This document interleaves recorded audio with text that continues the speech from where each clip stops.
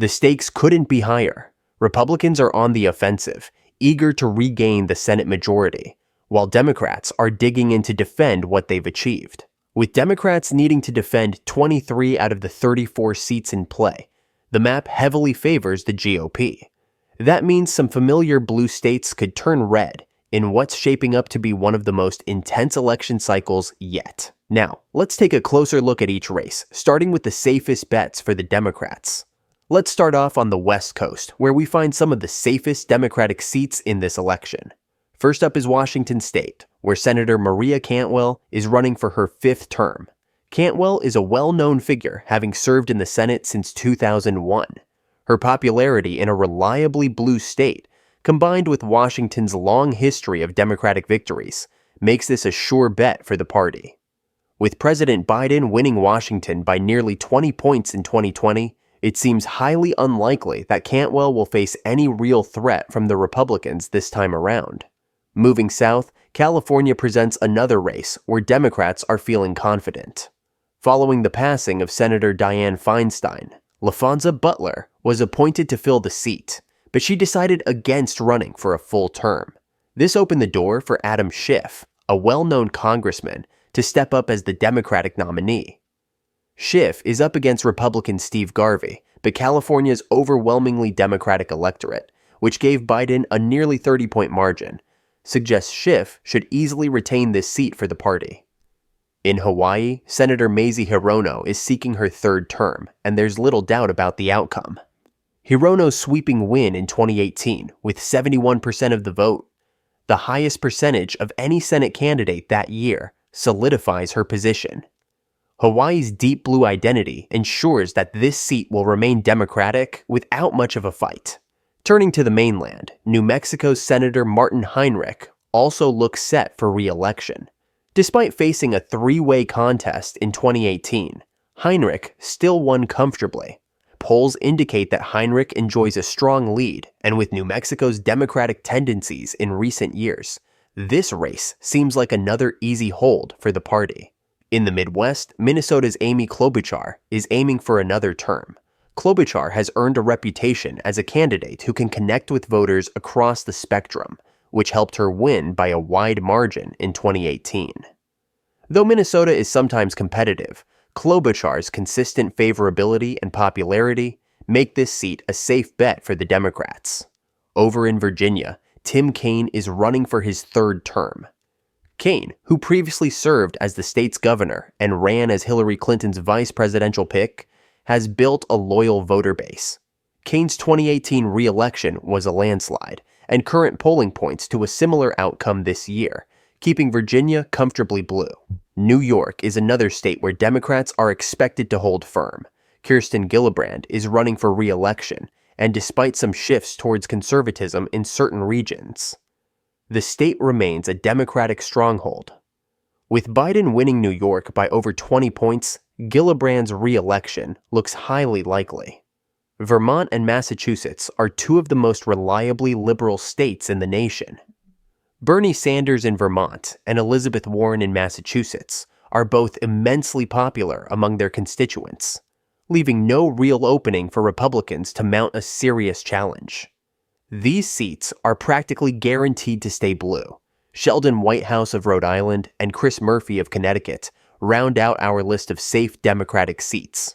Both senators have consistently won their past elections by significant margins, and there's no indication of any serious competition this year, making these safe bets for the Democratic Party. In Maine, Angus King, an independent who caucuses with the Democrats, is expected to win again. King is widely respected for his bipartisan approach, and his strong approval ratings across party lines suggest that his seat is secure. Moving down to New Jersey, the race has been shaken by Bob Menendez's legal troubles, but Congressman Andy Kim has stepped in as the Democratic nominee. Despite the drama, New Jersey's strong Democratic lean and history of supporting blue candidates statewide suggests that Kim is likely to keep this seat under Democratic control. Delaware will see Lisa Blunt Rochester replacing retiring Senator Tom Carper. As Biden's home state, Delaware is about as reliable as it gets for Democrats, and Blunt Rochester's candidacy faces no real opposition from Republicans. In Maryland, Ben Cardin is stepping down, and while former Republican Governor Larry Hogan considered a run, it seems unlikely. Angela Alsobrooks is the Democratic nominee and remains the favorite, particularly in a state where Biden led by over 30 points.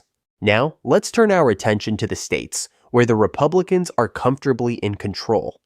In Utah, Congressman John Curtis is poised to succeed Senator Mitt Romney, who announced his retirement.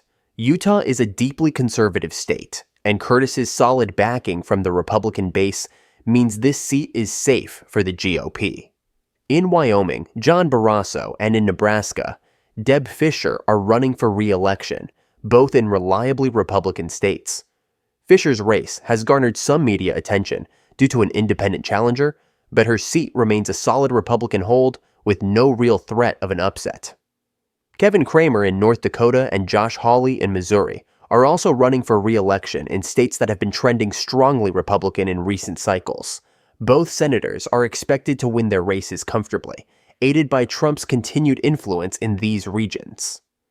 In Mississippi and Tennessee, Roger Wicker and Marsha Blackburn are seeking re-election without significant opposition. The strong Republican base in both states ensures their seats will remain firmly in GOP hands.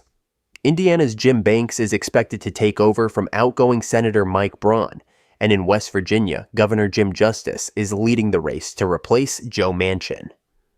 Justice is popular statewide, and his strong polling numbers make this one of the GOP's easiest pickup opportunities. Now we come to the most interesting part of the election, the battleground states. These are the races that could decide whether Democrats maintain their majority or if the Republicans manage to seize control of the Senate. In Arizona, the race features Democrat Ruben Gallego against Republican Kari Lake. While Gallego has a slight lead in the polls, Arizona has been unpredictable in recent elections, swinging back and forth between the two parties. This race will be closely watched by both Democrats and Republicans. In Nevada, Jackie Rosen is fighting to hold on to her seat against Republican challenger Sam Brown. The state has been moving towards the GOP recently, which makes this race especially tight. Rosen currently holds a slight edge, but this could change as Election Day approaches. Wisconsin's Tammy Baldwin is running for re-election, and while she currently leads her Republican challenger, Wisconsin's history of close elections makes this race one to watch. Baldwin has the edge, but anything could happen in this swing state.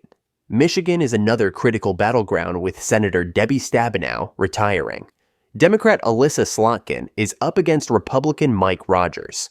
Slotkin leads in the polls, but given Michigan's swing state status, this race will be highly contested until the end. In Pennsylvania, Bob Casey Jr. is aiming to extend his Senate career, but faces a tough challenge from Republican David McCormick. Pennsylvania is a key swing state, and while Casey has an advantage, the race remains tight and could go either way.